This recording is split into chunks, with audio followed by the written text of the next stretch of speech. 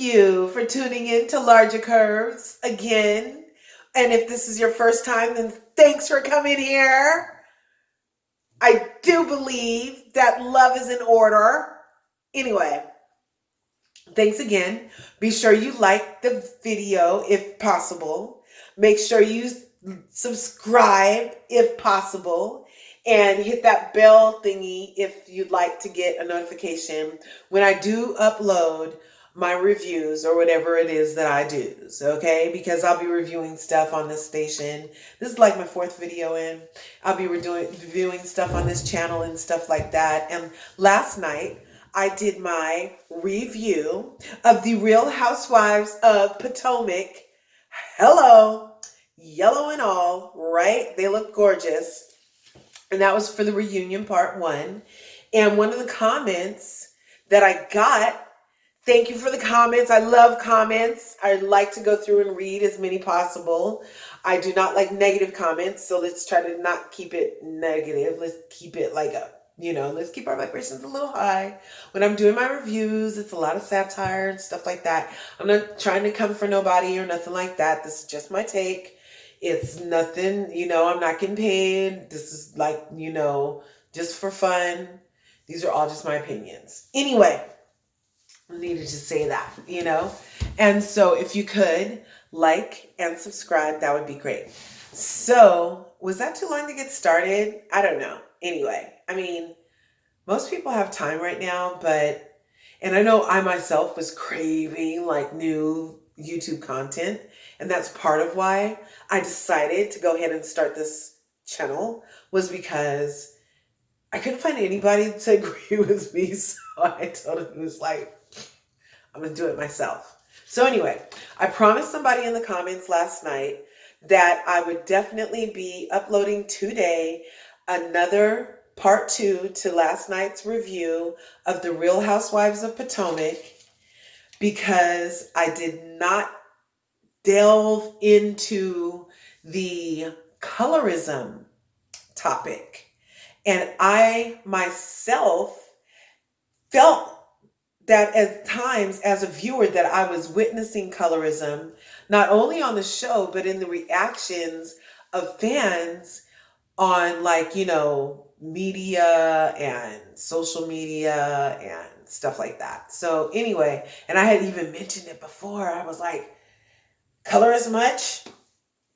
And the people in the live were like, this person just said we was colorist and we're not being colorist. We just don't like Wendy, And I'm like, but what has she done? What has she done except for be a brown skinned girl, smart and assertive? I don't know, but I think she has all the makings of a great housewife to me. Nobody likes a bump on a log, Cynthia. Come on. Anyway, so we were here to talk about colorism, Lrgacurves.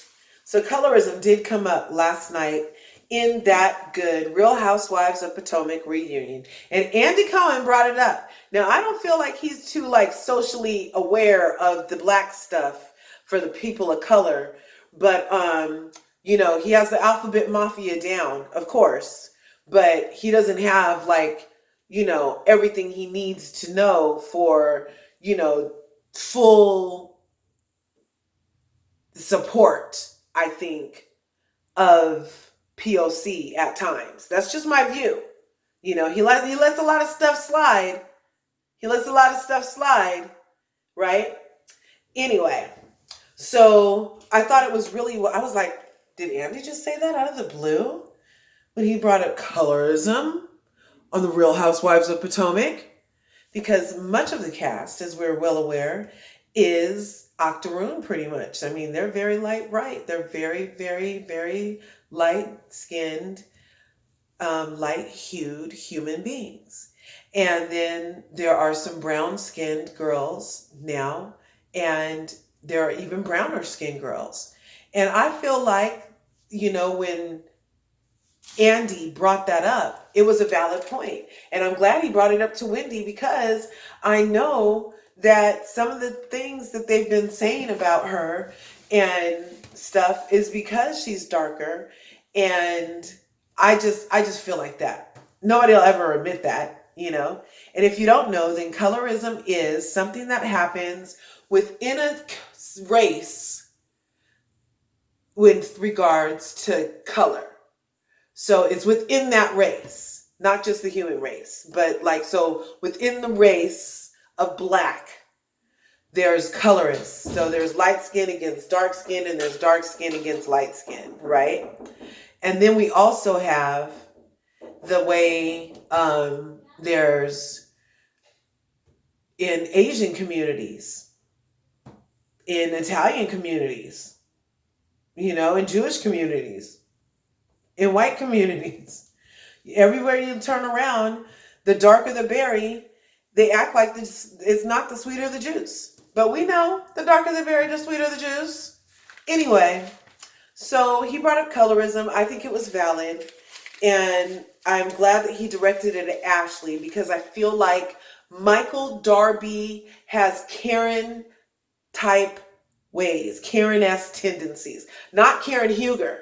I'm talking about the Karens that we see on YouTube, on TikTok, that are like off their rocker with entitlement and privilege, and, you know, oh my God, screaming assault where there was none, and causing a huge commotion when calm was what was necessary. You know what I'm saying? One's proposal, right? So anyway, so I feel like Ashley is kind of like this sometimes. And she, when she was talking to Wendy, expected Wendy to just be like, well, you're Ashley. And Ashley needs to earn that from anybody, the same way that she came in guns blazing in her first couple seasons. Wendy has every right to do that. And using terms like you're being aggressive and you're inciting violence and all this stuff towards the darkest chick in the room is uncalled for colorist tendencies. Bam. So there you have it. And also, it was demonstrated in the Evelyn Lozada OG relationship on that show, The Basketball Wives of Los Angeles, right? Basketball Wives of LA. It had the same thing. So colorism exists. I don't think it's going anywhere. I'm glad it got brought up. It needs to get talked about when it is happening by whomever is encountering it. Just be like, that was a little colorist, you know? I mean, just call it out. I mean, it's 2020. It's time for everything to come out anyway. But colorism did come out.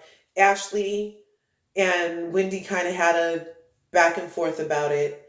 And even Robin chimed in and was like, I even know not to say, you know, trigger words and dog whistle type words to a dark-skinned girl, because it does influence how other people then act towards that dark-skinned person. Like, it kind of like frees something up in people to be, you know, ratchet. You know what I mean? Anyway, and you might be saying, well, why didn't they ask Candace? I mean, no, why didn't they ask Monique about it? Because Monique is kind of dark too. But if you really look, and you shouldn't be looking this hard, but if you really look, Monique is lighter than Candace, who is slightly lighter than Wendy. You know what I mean?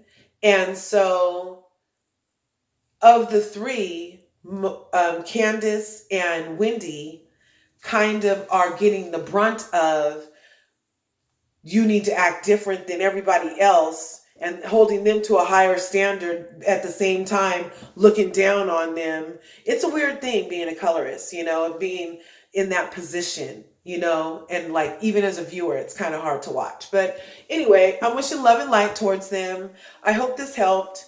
And that's colorism.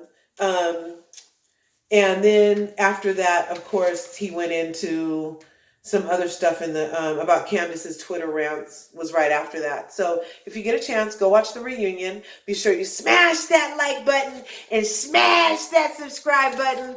Thanks for popping in to Lrgacurves, and I'll see you on the next review. Holla. Okay.